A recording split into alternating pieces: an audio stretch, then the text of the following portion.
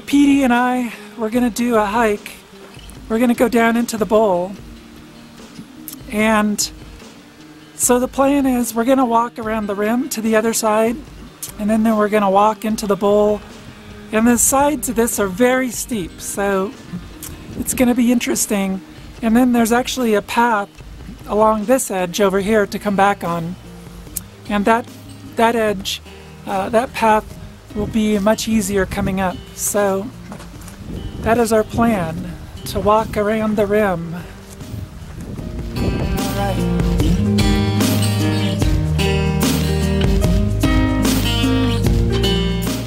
So Petey and I are on the east side of the rim. This is the highest point on the rim, and we're camped right over on the south side. I'll see if I can zoom in and show you, not too shaky. But yeah, it's a pretty spectacular view here. And right there, looking east from Hole in the Ground, is a place called Fort Rock. And it's an old volcano that erupted millions of years ago and has eroded down to just the circular walls. It's pretty amazing. We're going to go there tomorrow. If you look around Fort Rock, that used to all be a huge lake millions of years ago, or even like 500 or 700,000 years ago. It was a huge lake. So kind of amazing to look around now, how dry it is. All right, we got 1/4 of the rim to go.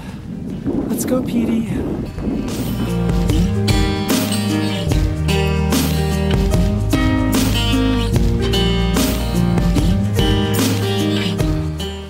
Here we go, down into the abyss. Again, I can't exactly explain just how steep the sides of this crater are.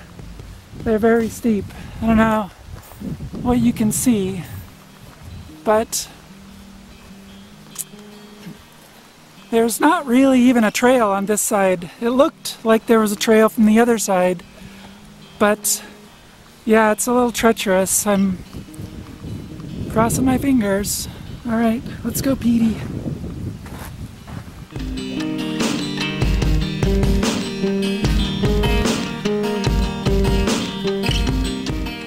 Petey's getting a little freaked, but how you doing, babies? Are you doing okay? So we're a little over halfway down. We are at the basalt lava layer here. If you see, there's these rocks, a little rock cliff that goes around. That is basalt rock from lava flows. The basalt lava flows flow like liquid. They just cover everything and just flatten it out, just covering everything. And these basalt lava flows came out of fissures in the ground on the east, what is now the Cascades, and just covered all of eastern Oregon in this stuff between about 33 and 7 million years ago. So I don't know how old this rock is, but it's kind of amazing just seeing it all over eastern Oregon here. All right, on to the bottom.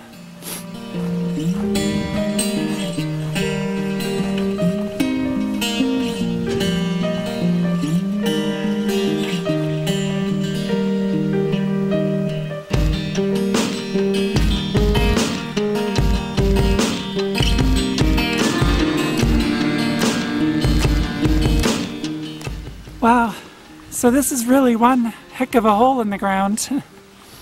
It's huge. This is actually a Maar, M-A-A-R, and that is from a steam explosion.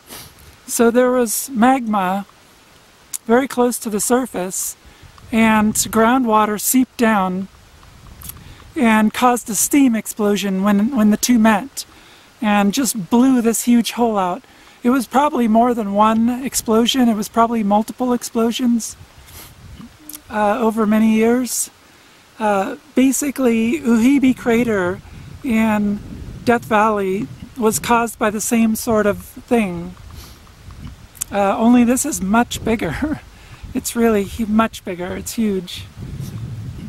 There are other moors in this area, but this is by far the best preserved, and the others have trees growing in them and such. This just has a few trees on the south rim. I don't know why they only grow on the south rim, but yeah, this is hole in the ground. It's huge. These puffy clouds, I'm loving these clouds. They really make for great pictures. What you think, babies? Yeah.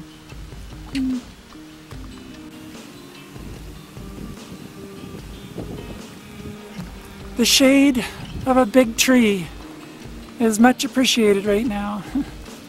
It's actually a little colder up there. There's very little wind down here, so it's much warmer.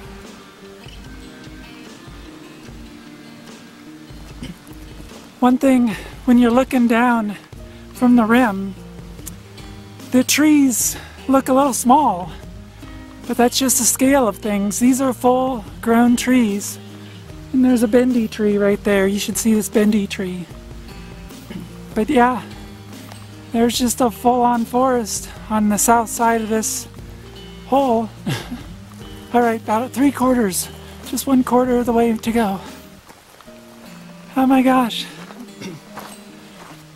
We made it out. We made it out alive. We lived to tell the tale.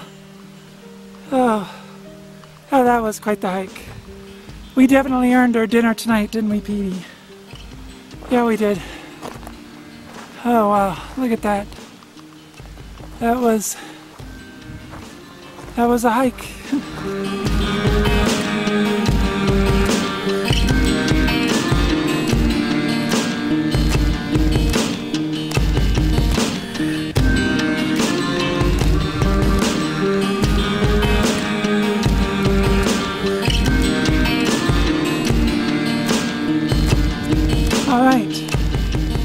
So, Petey and I are off on another adventure. It was fun. We were here for 2 nights. Didn't see another soul. Not one person came through here. It's kind of nice. You can just go out in the national forest and refresh and just, yeah. I'm kind of happy. It was a great time. Okay, Petey, are you ready for your next adventure? There's something flying in my car now. All right.